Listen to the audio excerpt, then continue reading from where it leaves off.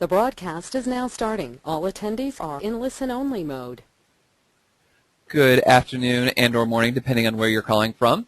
Everyone, welcome to our program webinar. This webinar will feature the G.A.P network, and with us is Kathy Gabe. Due to the quantity of the callers today, all attendees will be muted throughout the webinar. However, we do want your feedback, so if you have any questions, please enter them into the questions field of the GoToWebinar navigation panel. Technical assistance questions will be answered in the order in which they are received, and program-specific questions will be queued until the question and answer portion of today's session. Should you have technical difficulty during today's webinar, please contact the GoToWebinar helpline at 800-263-6317. You will need your webinar ID to assist you with that. That webinar ID was sent in your confirmation email, and it is 982-929-497. Again, the helpline number is 800-263-6317, and the webinar ID is 982-929-497. For those of you who are unfamiliar with Drug-Free Action Alliance, we're a nonprofit organization with specialization in program development focused on strengthening community coalitions and enhancing environmental prevention. Drug-Free Action Alliance is based in Columbus, Ohio, with programming implemented in all 50 states, as well as U.S. territories and other countries. For those of you in your community who were unable to join today's webinar, the session will be recorded. Additionally, as a follow-up to today's training, I will send a link of the recorded webinar, the PowerPoint slides, and other pertinent information related to today's session. I am Derek Longmire, who will serve as the moderator for today, and with me is Catherine Gabe, who serves as the G.A.P Network Coordinator. Kathy, over to you. Hi, thank you. So Derek, I've got my first technical question. On my screen, I've got one of the later slides. So I want to make sure I'm looking at the same thing everybody else is.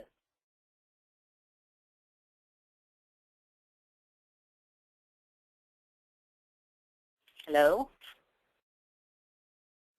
That should be corrected and coming to your screen shortly. All right, great. Okay. Hi to everybody. Looks like we've got almost 50 people signed up from around the country. Welcome to all of you.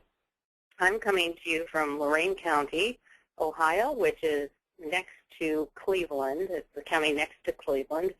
And just a little bit of introduction. I am doing G.A.P coordination, as Derek said.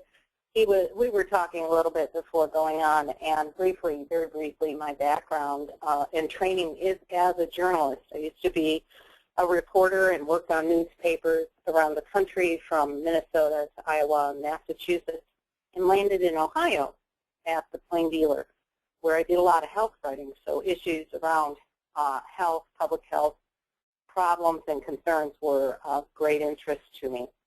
After a little bit of life happening, and I took a second career stab and became a prevention specialist, which we have here in Ohio. So I'm a certified prevention specialist, and recently a certified peer supporter in addiction and mental health issues. So I'm also a person with long-term recovery, and for me that means I haven't had to use alcohol since 1986. So I have a little bit of information from inside the trenches, but still not direct dealing on my own level with opiate heroin addiction. Most recently, I worked as a coordinator for a countywide coalition, drug-free coalition, Communities that Care of Lorain County. And one of the efforts that we had going on was to start a solid Lorain County group, which was in 2012. So I facilitated the group, and that's how I really gotten a very deep, intensive look at the issues facing families around the opiate and heroin addiction.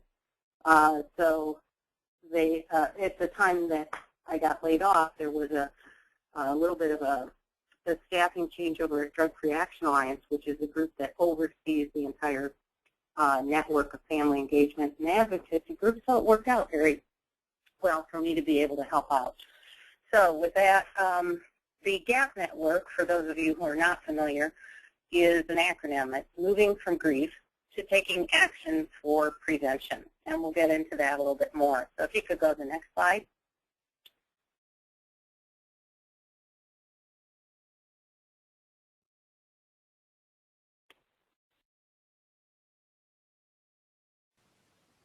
There's a bit of a delay, but it will get you there. Okay. All right. Well, one of the things about the G.A.P network, too, is it's for families personally impacted by the consequences of substance abuse or misuse. And I'm sure regardless of where you are in the country, you've heard about the whole opiate epidemic, which is going on. And here in Ohio, we've had, we're on that highway, a literal highway of prescription drug abuse, which began in some of the states like in Florida and literally moved up through the transportation system coming up through southern Ohio. So in 1997, the Ohio per capita dosage of pain medications was, 7 pills per person, okay? If you could go to the next slide, Derek, that would be helpful.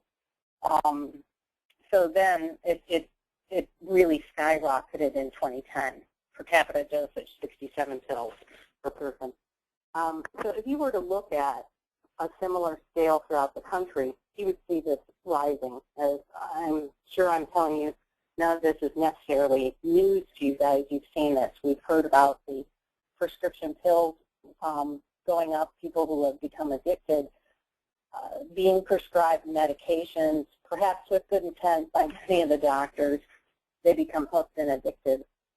And then the families are seeing the addiction take hold of their family, take hold of the addict, and then because of the cost of the prescription drugs, we've seen heroin spike and rise for the same amount of money, much less. People can get high for a very, small amount of money, $5, something like that. So that whole push for heroin and opiate drugs kind of sparked the problem that's enveloped all of Ohio and certainly the nation. One of the pieces that the state has done, and we'll get into how did the state find out a little bit more from the trenches of what was going on, that they were finding out it's a little pill, big problem, huge problem. Overdose deaths. In one weekend in Lorain County, we had 17 overdoses, which resulted in 3 deaths. So if you're like me and you're working in a coalition, you might find yourself starting to look at the obituaries in the paper with an eye toward, is that person, sudden death? What happened? You might begin recognizing names, hearing through the grapevine, different things. If you could go on to the next slide. So Wesley Workman, 18, Portsmouth, Ohio, young man who, how often have we heard this story? On the brink of life, even this time of year, you cringe, you hate to see or hear about things with accidents. Weeks away from prom and graduation, young man who lived in Portsmouth, Ohio, which is the southern part of Ohio, which is where this problem has really made an intensive foothold. So Wes was with friends on the evening in April of 2008, and he was high on a variety of substances, including pain medications, and accidental gunshot wounds led to his death. Again, how often do we hear this story? Often it's with other things, but this was a story that exemplified. He became part of the reason that sparked this whole movement. If you could go to the next slide. So Wes' mother is Joanna Crone. She's a picture of the lady up in the upper left corner with a smile on her face. You often see Joanna with that smile, but there are tears behind. And when she talks, you can definitely hear her pain and her passion. She was really, again, devastated by the death of her son in 2008. And in 2010, 2 years to the date of his death, which you see the gravestone there, was the date that she kicked off and launched SOLID with the acronym Surviving Our Losses and Continuing Every Day. So her pain was the impetus to, really get things going. It was the spark that ignited what became a statewide movement of family engagement and support groups. people could rally around the name. They understood it.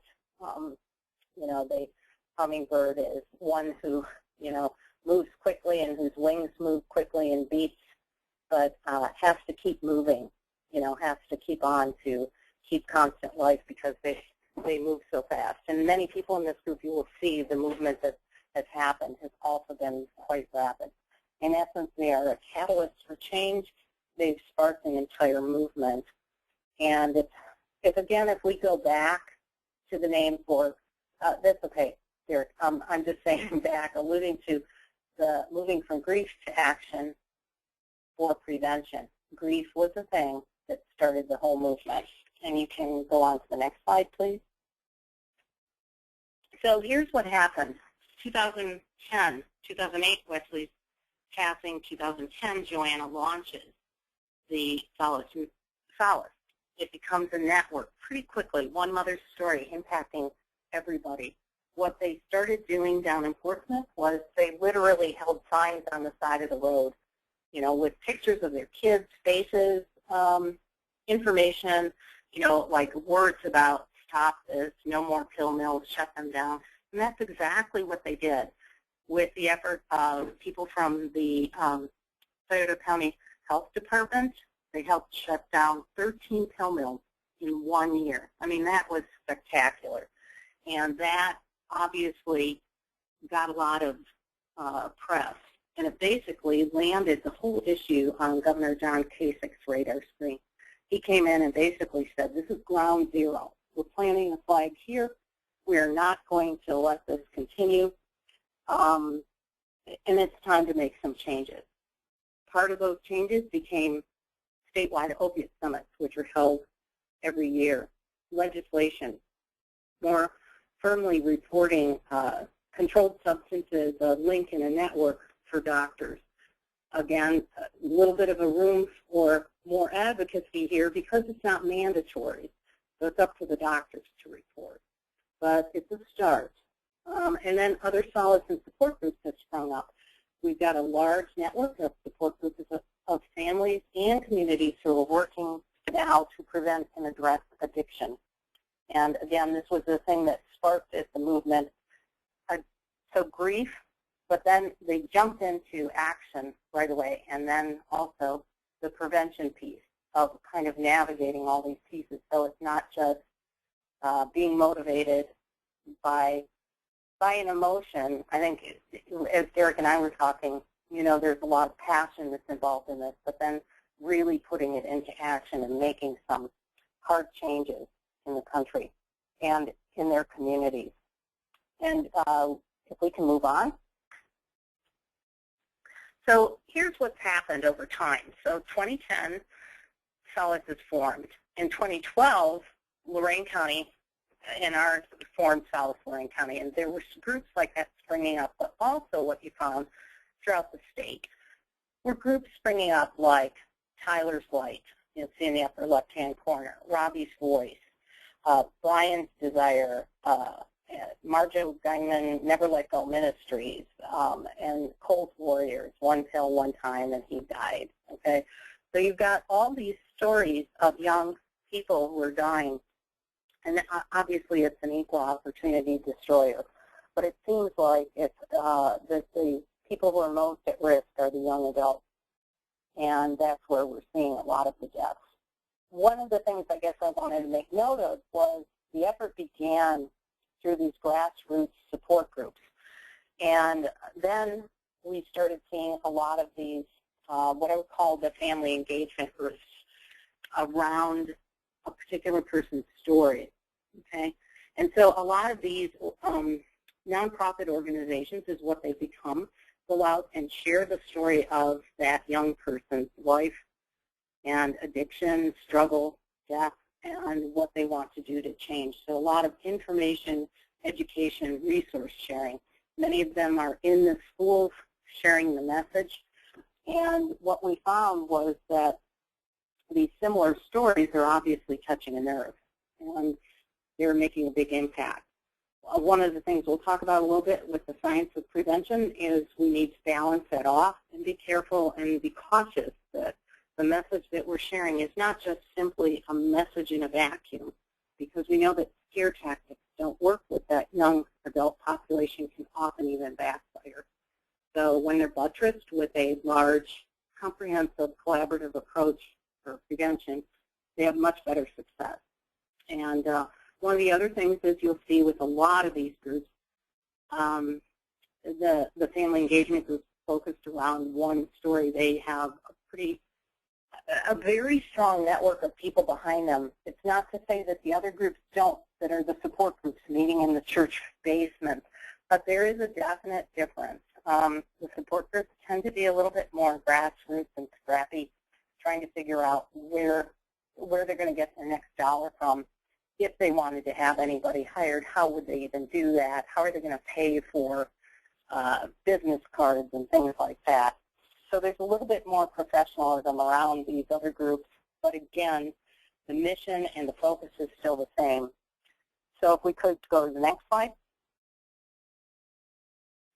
So that's where the G.A.P network began and was born a little bit more recently within the last year, bridging the gap, again, moving from grief to taking action for prevention, because we were finding that, one, we've got the support group piece, direct support group, hand-to-hand, kind of in the trenches.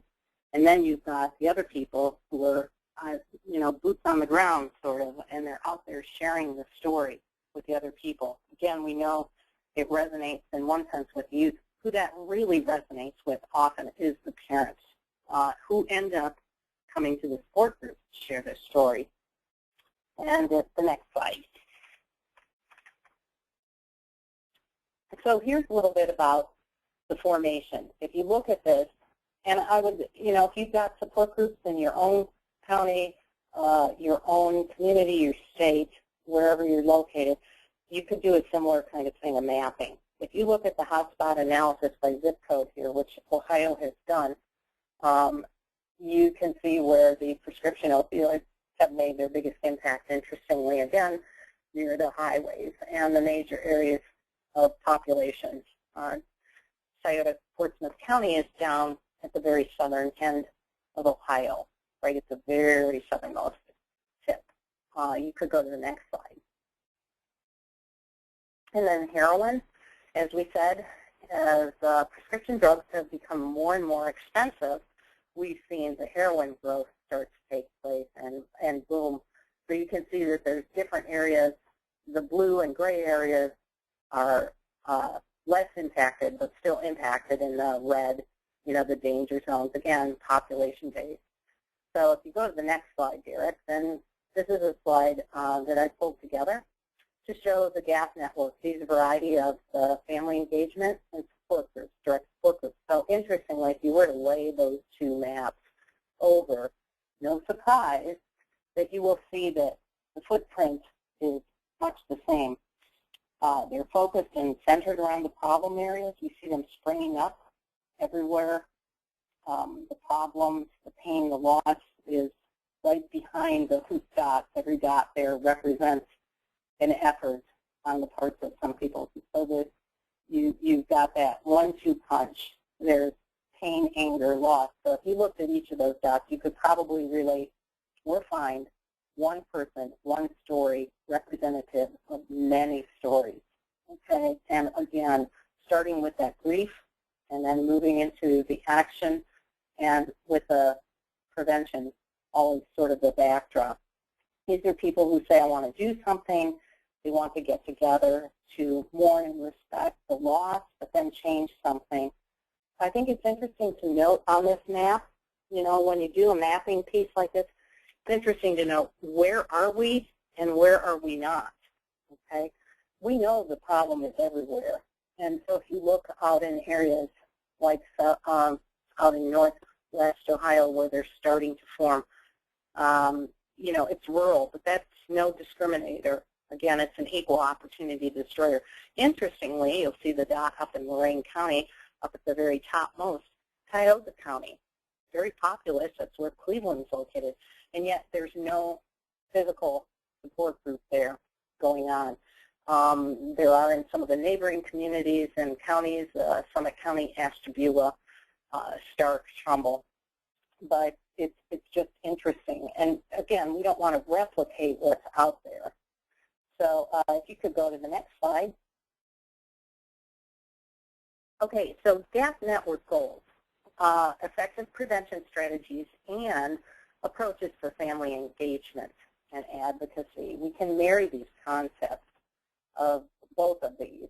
Is it a marriage made in heaven? Often not. We've got difficulties, challenges, bumps in the road. Can we agree to disagree?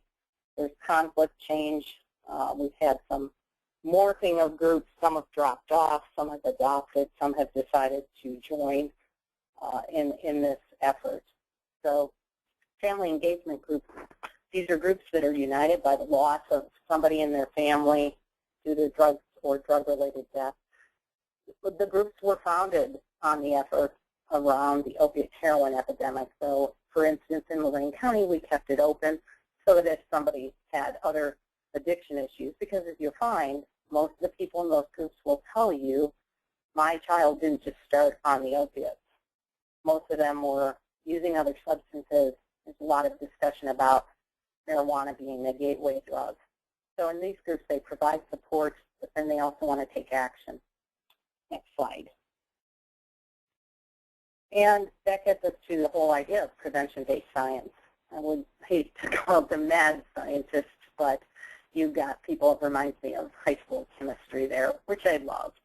And you can see that we're working on two areas there. Individual change, which is where we look at providing education, information, support. The stories, a lot of outreach effort, sharing our stories, sharing information, handing out brochures, putting out flyers, having articles in the newspaper.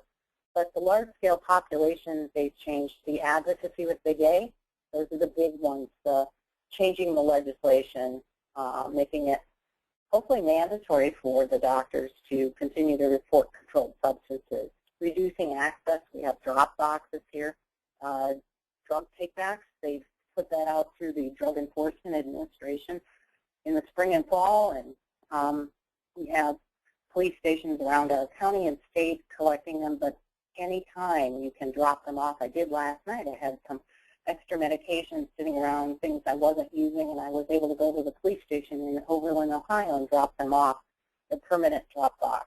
A lot of the groups now are raising money to help get those in places. Narcan kits, to be able to provide kits for families who have loved ones who are addicts. There's a lot of legislation around those. So, and again, there you are. If you're providing, this substance which is an opiate antagonist and can reverse the overdose, then you've got a lot of education you've got to do back up at the top to educate the public, who might sit there and say, well, hey, it's thinning of the herd. We don't want these people here anyway, so why should we be supporting their addiction? They're just going to go back out. So this is that tug of war that goes on often, where you can be working in one area, but you have to go back and forth between constant education, information, and support for people. We've got a whole, little thing could be advocacy, can be small too, but make a big impact within the groups, whether it's a handshake, sending somebody a note, a phone call, sharing phone numbers for people to call in between times, organizing a rally. This is the big stuff that the feds want to see, and other people who are funders attach the money. They want to see, though, on the second part, the Big A advocacy, which is why I encourage people who are starting support groups, please keep a list for attendees. People may balk and they don't want to sign their name. No problem. Perhaps just say there's 2 people attending, and here's their zip code. You'll be able to then also see where your penetration is and where you are and where you are not. But over time, you can show and document to the feds, here was the topic we had, here was the attendance. Everybody wants outcomes, outcomes, outcomes. Next slide. Okay, family engagement and advocacy groups. The engagement groups provide, like Solace Lorraine County, Solace Portsmouth, a place for support, grief processing, resource sharing, healing. I cannot undermine the importance of grief processing and healing. You get people at all spectrums. Somebody who may have just lost a family member the day before and comes in. Somebody who's, experiencing anniversary reactions on the date of their child's death, or, talking to people. Or let's talk about the fact they're at the family reunion at a graduation, and they're talking about things in the family, but nobody's talking about the fact that Joe isn't there, whether it's active addiction or somebody who's actually passed away. There's a lot of ongoing loss and dealing with those things. And it can be a struggle in a support group, because if you want to address those issues, but you also want to provide education and, say, bring somebody in to talk about issues in your county, again, that can be a little bit like juggling bowling balls, of not trying to ignore the issues that are right on the forefront.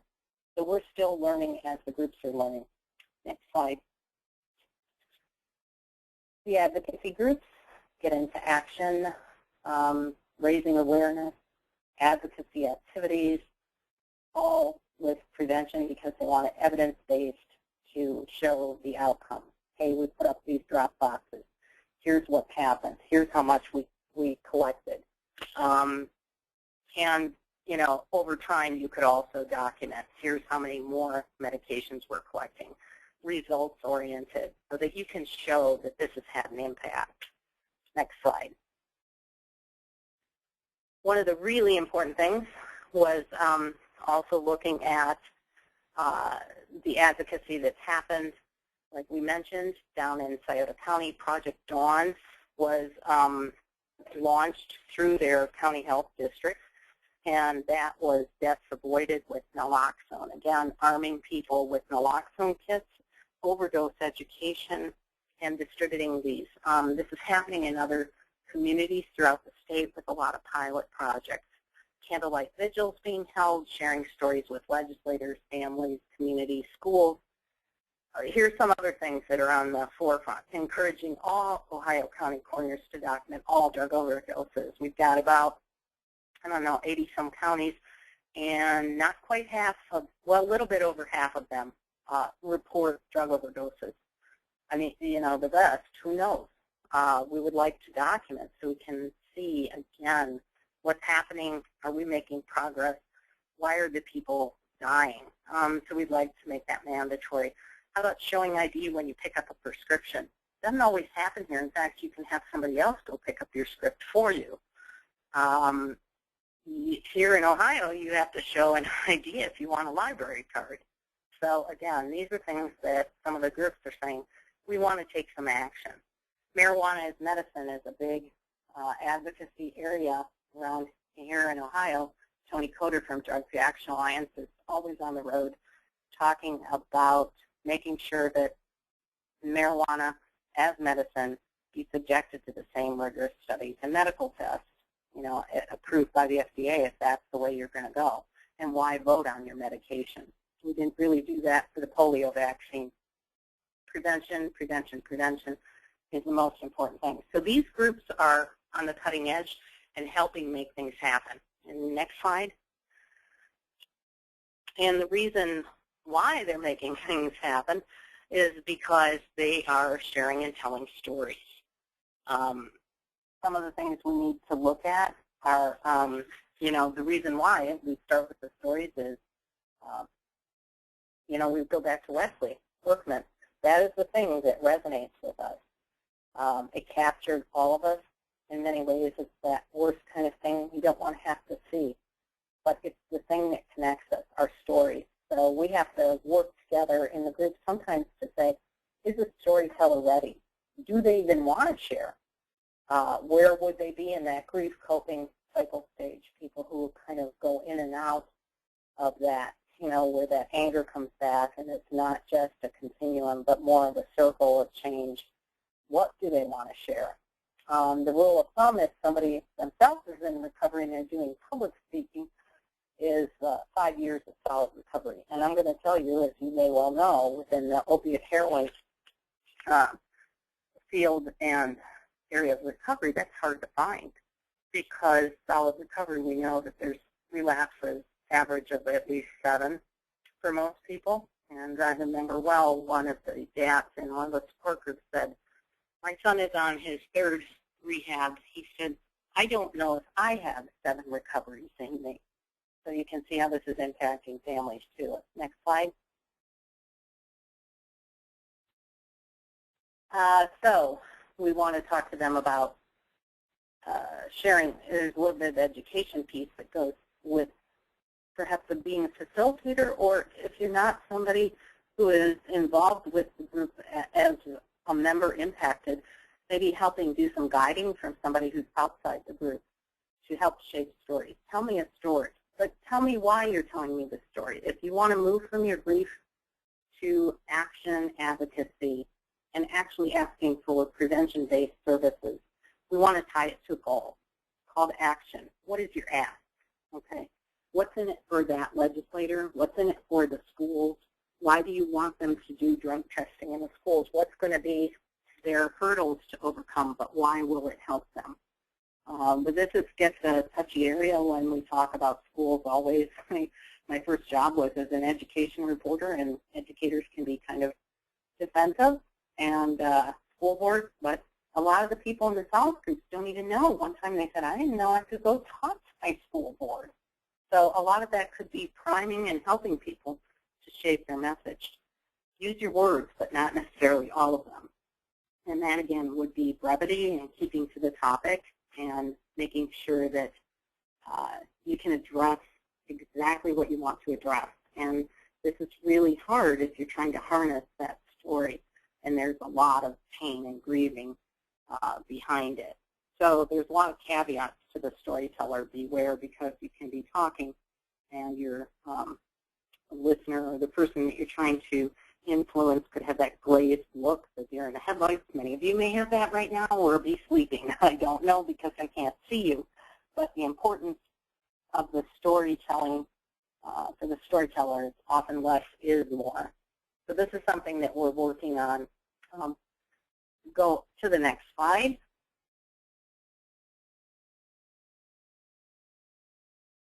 Okay, so back to my background as a journalist, I would suggest we look at the 5 W's and that H. Who am I talking to? Who is my audience? What do I need to share with my story? And why am I even speaking to them? When should I share my story? When should I not?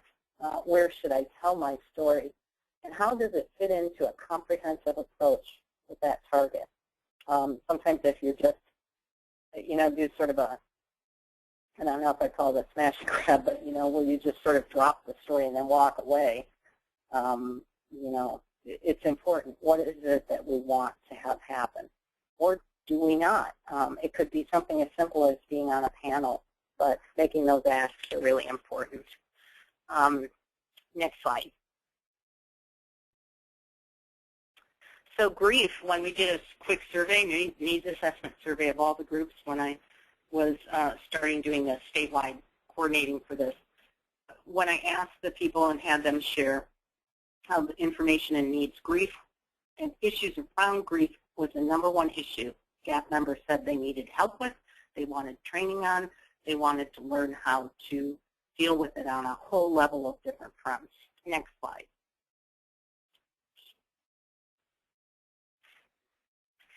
So Tuesday, May 27th, here in Ohio, we're doing a peer grief coach training.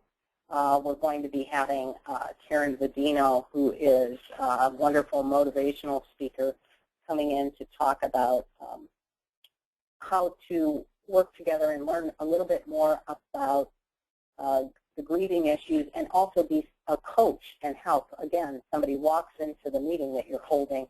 How do you deal with that? They just lost somebody. Do you have somebody go into a separate room with them? Do you address it? How so do you address it? So everything on that front, we're trying to make sure that this could perhaps become part of a curriculum where people could get certified so that they would have some training background to be able to be a little bit more comfortable in those situations. So Karen's going to be kind enough to share with us some of this information, kind of a little focus group in a way, and we're going to be meeting at the governor's residence.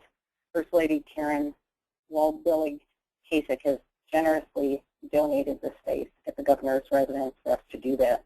Invited us there. She wants the G.A.P network members to also come to a screening of a 25-minute documentary on medicine abuse through the eyes of a teen called Out of Reach. So we've got about 35 members signed up.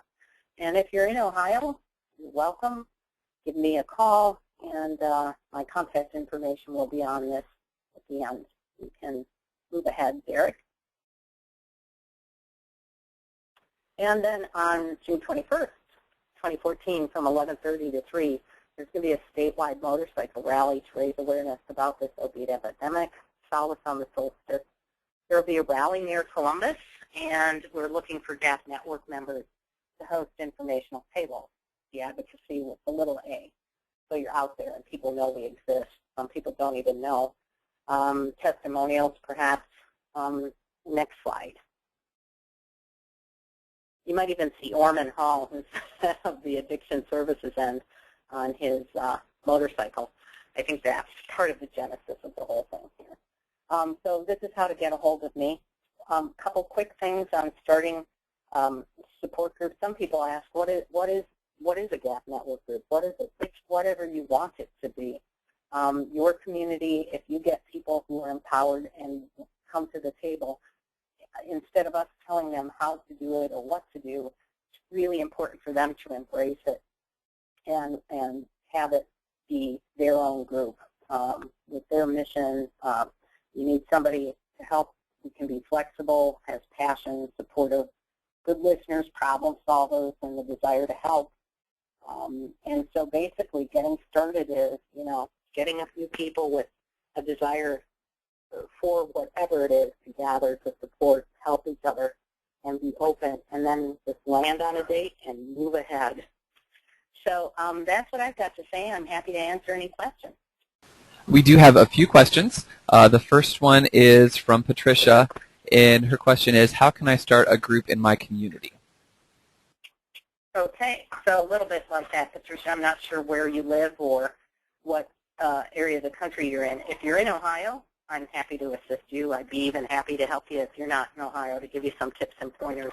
When we started our group in Lorain County, we brought Joanna Crone and some of her members from her group up, and they basically kind of shared how they got going.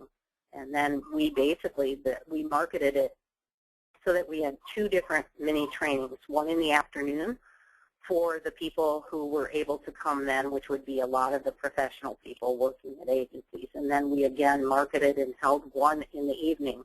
And that way we got more of the people who were, family members, teachers, things like that. And we basically just handed around a sheet of paper and said what would be the best day of the week to meet, when and where. And we started, and one of the things we did in Lorain County was we moved our groups around the community and the county. We have a MetroCard system, so we would meet in different communities, which can work real well if somebody's feeling stigma. They don't want to have other people seeing them. They're just not ready to have people know that they're going to a particular meeting.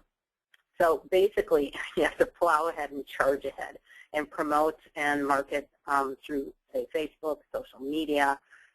Don't underestimate the importance of local, small town things like local cable, radio stations, anything, and flyers, old-fashioned flyers. Thank you. If you have a question for Kathy, you can ask the question in the questions pane of the GoToWebinar navigation panel. Our next question is from Carol, and Carol's question is G.A.P just for opiates, or can others be involved with other substance abuse issues? Well, definitely. I would say that the impetus for starting the groups and the reason that a lot of these began was around the opiate heroin epidemic. One of the things we had in Lorain County was, our kind of mission-focused statement said, for families impacted by substance abuse, especially the opiate heroin epidemic. So we welcomed all people. We did find there were other people who came as a result of things they might have been concerned about a kid. It seemed like that it was touching a nerve, though, with the opiate heroin epidemic. You can start it for whatever. the difference between our groups and, say, a 12-step group is you would not, in a 12-step room, have speakers come in who were outside, say, like the county coroner. You wouldn't be holding a rally. You wouldn't be holding a panel discussion. And I think it's really whatever the needs are in your community, because if the people around the table want it more, a broader focus, then that's what will sell or work versus somebody coming in and saying, no, it's only for this. We didn't do any screening. We kept our meetings open as well, at least in our county, because it seemed to invite media, but we made it real clear. If you were a member of the media and you were here for a story, you needed to make sure that you got people's permission, and we would always bring that up to the group. We're very protective of the people in the group. But we also had recovering addicts and some people who were in that process of recovery and relapse who came. So there may be a place we thought also for groups of addicts who didn't necessarily want, they wanted to kind of have like a recovery place, but 12-step, but also a place where they could do action activities and prevention-based things to keep problems from happening again.